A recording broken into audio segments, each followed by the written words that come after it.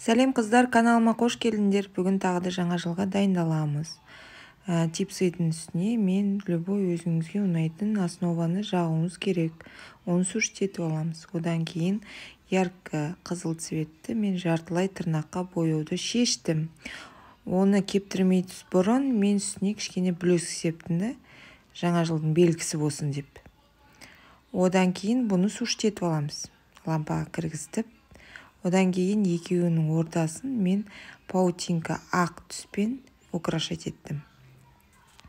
Одан кейін оны сүртетіп алып, үстінен обязательно топ жақтым. Топты сүртетіп болғаннан кейін үстінен липкий слойын шешіп алдым.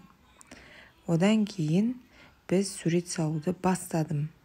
Ол сурет салу үшін маған жасыл түс керек, одан кейін ақ түс керек және қара керек. Жасыл түспен мен лепесточектарды салып бастадым. Жаңағы шыршаның тематикасы ғой. Одан кейін жасыл түсті алып, кішкене узорлар салып, шыршаның бір жапырағын салып, оны кептіріп алғаннан кейін ақпен шет-шетін докрашивать еттім. Одан кейін обязательно ақпен салып болғаннан кейін обязательно оны сүртету керек. Дополнение ретінде мен ол жерге ақ точкалар қойдым. Өйткені ол өзінің изюминкасы бар деп ойлаймын да. Одан кейін кішкене қара гель лакты добавлять етуді шештім, өйткені дизайнның өңін ашады.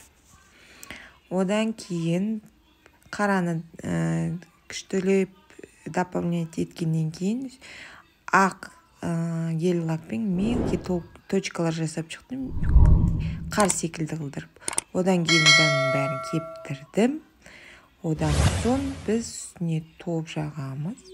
Топ жаққаннан кейін оны кептіреміз. Вуаля, сіздің дизайныңыз дайын. Ұнаса менің каналыма тіркеліңіздер. Менімен бірге болыңыздар. Бұл жерде әлі қызық дүниелер болады. Менің қазақша контентімді поддержите, пожалуйста.